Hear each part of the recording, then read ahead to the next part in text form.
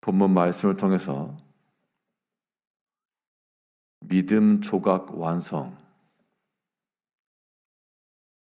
믿음 조각의 완성이란 제목으로 하나님의 말씀을 증거하겠습니다. 우리가 퍼즐을 맞춘다라고 할 때 하나의 조각들을 가지고 전체를 완성합니다. 그런데 하나의 조각이라고 하는 것이 아무데나 끼워 맞추는 것 아니고 그것이 들어갈 자리가 있습니다. 비슷하게 생겨도 그 자리에 맞지 않는 것이 있고 그 자리에 합당한 것을 채워 넣을 때 전체가 완성이 될 것인데요. 우리의 믿음의 삶이라고 하는 것도 하나의 커다란 퍼즐판 그러면 우리에게 주어진 모든 삶의 순간마다 모든 때마다 시마다 그것에 맞는 믿음의 자리에 넣어갈 때 우리의 신앙의 삶이라고 하는 것이 완성이 되어 가는 겁니다. 그러면 우리 삶 가운데 믿음의 조각으로 완성해 나간다. 이 믿음의 조각의 자리를 찾는 방법, 어떻게 우리가 믿음의 일을 완성해 나갈 것인가? 오늘 본문 말씀을 통해 살펴보게 되면 먼저 우리 믿음의 완성을 위해서는 어떤 때라도 어떤 삶의 조각이라도 하나님을 찾는 모습을 나타내야 됩니다. 하나님을 찾는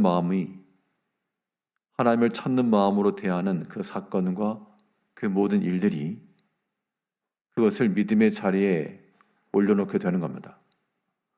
오늘 본문의 내용은 이 요시야 왕에 관한 이야기입니다. 히스기야의 아들이었던 므낫세, 또 그의 아들이었던 요담, 그리고 이제 이 요아스 왕에 관한 이야기인데 유다의 멸망 전 선한 왕으로 기록된 왕이었습니다. 이 요시야 왕이 등극했을 때가 8세, 어린 나이에 왕이 올랐고 그가 비록 나이가 어렸을지라도 하나님을 비로소 찾았다. 그 하나님을 찾았다라고 하는 그 시점부터 그의 모든 믿음의 평가가 이루어지고 있습니다. 오늘 본문 1절 말씀에서는 요시아가 왕이 오를 때 나이가 8세라 예루살렘에서 31년 동안 다스리며 여호와 보시기에 정직하게 행하여 그의 조상 다윗의 길로 걸으며 좌우로 치우치지 아니하고 아직도 어렸을 때 곧 왕 위에 있은 지 8년에 그 조상 다윗의 하나님을 비로소 찾고 이 요시아 왕이 8세가 되었고 그때 왕이 올라서 8년째가 되었으니까 16살을 가리킨 겁니다. 왕이 있은 지 8년에 비로소 하나님을 찾고 사실 8살 그러면 어린 나이입니다. 부모나 혹은 주변에 도와주는 자가 없으면 제대로 이 일을 이룰 수 없고 또 신앙적 지도를 해주는 사람이 없다 그러면 하나님을 찾는 길로 나아갈 수도 없을 겁니다. 분명 기록되진 않았으나 이 요시야 왕 주변에 믿음으로 인도해주고 믿음으로 훈육하고 지도해 주었던 그러한 믿음의 사람들이 있었던 것이 분명합니다. 또 요시야 왕은 그 부친 때에 붙어있던 악행들 이런 것을 따르지 않고 다윗의 길로 행하여 좌우로 치우치지 않고 다윗의 길로 행하여 라고 말했는데요. 이 다윗의 길로 행하면서 하나님을 찾았다. 그러면 다윗이 어떻게 하나님을 찾았는가를 보면 이 요시야 왕의 행적 또한 알 수 있을 것인데 다윗이 하나님을 찾은 방식은 먼저는 하나님의 전을 사랑하고 하나님의 전을 가까이 하면서 하나님을 찾았습니다. 우리가 하나님을 찾는다라고 말할 때 어디 엉뚱한 데서가 아니고 하나님은 어디에나 계시나, 그러나 그의 전에 하나님이 거하시는 자리에 계심으로 우리가 주 앞에 이르기 위해서, 주를 만나기 위해서는 찾아 나와야 됩니다. 그래서 우리가 교회를 가까이 하고 또한 즐거이 들리며 이러한 모든 모습들, 하나님을 찾는 삶의 방식이요, 우리의 삶의 자리에서 믿음으로 조각을 맞춰가는 겁니다. 다윗이 하나님을 찾았던 방법은 하나님의 전을 사랑하고 가까이 하는 것이었고, 또한 하나님의 말씀을 기뻐하고 사랑하는 것이었습니다.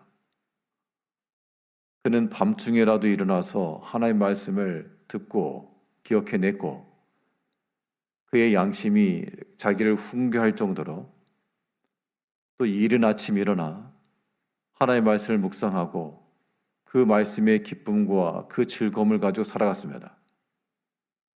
이것이 하나님을 찾는 방법입니다.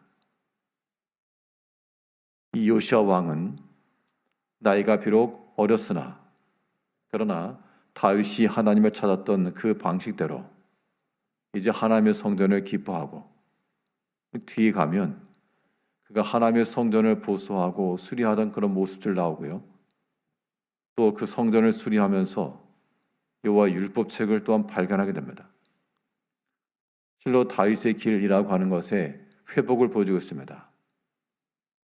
그가 하나님을 가까이 하여 또한 그 곁에서 하나님의 말씀을 들려주었을 그 모든 신앙의 조력자들, 이것을 통해 그가 하나님을 기뻐하고 또 그 들은 말씀에 순종하며 그렇게 해서 하나님을 찾아갔습니다. 우리 성도님들께서는 어떻게 하나님을 찾으실 것인가?